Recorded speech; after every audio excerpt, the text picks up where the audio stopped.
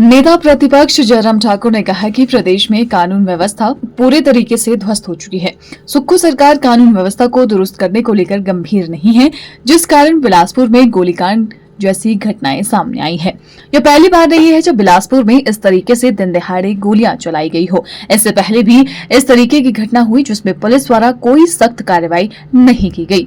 नेता प्रतिपक्ष जयराम ठाकुर ने मंडी में पत्रकारों से बातचीत करते हुए कहा कि यदि पुलिस द्वारा समय रहते सख्त कार्रवाई की होती तो दोनों बार गोलीबारी की घटनाएं सामने नहीं आती और प्रदेश में इस तरह की आपराधिक गतिविधियों पर लगाम लगती। उन्होंने कहा कि इस मामले में सरकार सख्त से सख्त कार्रवाई करे जिससे प्रदेश में आपराधिक तत्वों पर लगाम लग सके। इस मामले की गंभीरता से जांच हो और इस प्रकरण में दोषी सभी अपराधियों पर कानून के तहत कार्रवाई हो। उन्होंने कहा कि इस घटना के पीछे के कारण और इसके साजिश की पूरी कहानी सामने आनी चाहिए। अपराधियों पर सख्त कार्रवाई होनी चाहिए जिससे फिर कोई ऐसा दुस्साहस ना कर सके। हम पिछले काफी समय से इस बात को लेकर के अपनी बात मीडिया के सामने, विधानसभा के अंदर, विधानसभा के बाहर कह रहे हैं कि हिमाचल प्रदेश में कानून व्यवस्था नाम की कोई चीज रही नहीं।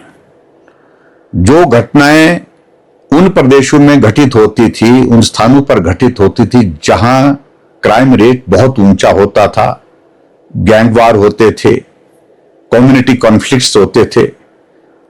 और आज मुझे इस बात को लेकर के दुख के साथ कहना पड़ रहा है कि देवभूमि हिमाचल प्रदेश में भी ये सारी घटनाएं एक के बाद एक घटित होते हुए हम सबके लिए चिंता का विषय बनी हुई है।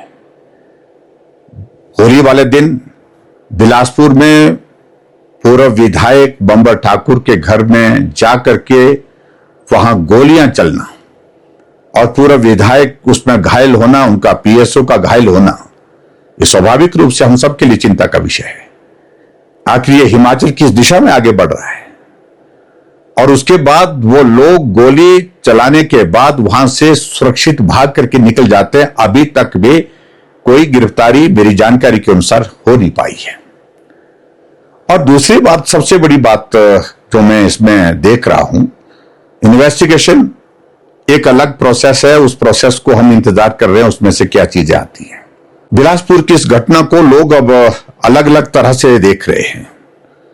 एक घटना कुछ वक्त पहले होती है जो डीसी और डिस्ट्रिक्ट सेशन जज के कोर्ट कॉम्प्लेक्स और इस डीसी ऑफिस के नजदीक होती है।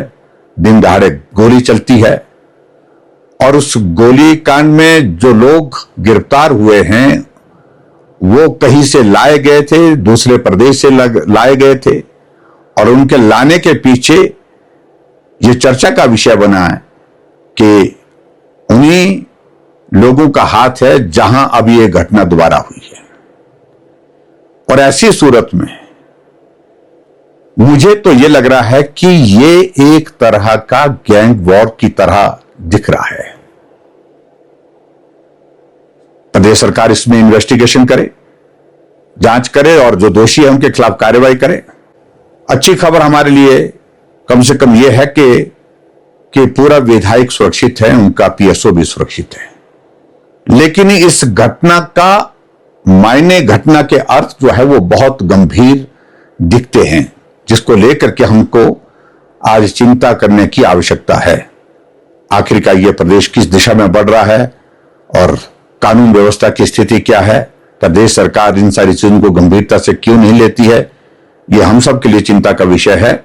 और मैं प्रदेश सरकार से आग्रह करूंगा कि गिरफ्तारियां जल्दी हो और जो दोषी हैं उनके खिलाफ कानूनी कार्रवाई हो और कानूनी कार्रवाई भी इस तरह से हो ताकि इस तरह की घटना करने की, घटना को अंजाम देने की दूसरे की किसी की जरूरत, किसी की हिम्मत ना हो सके। ब्यूरो रिपोर्ट, चैनल 9 मंडी।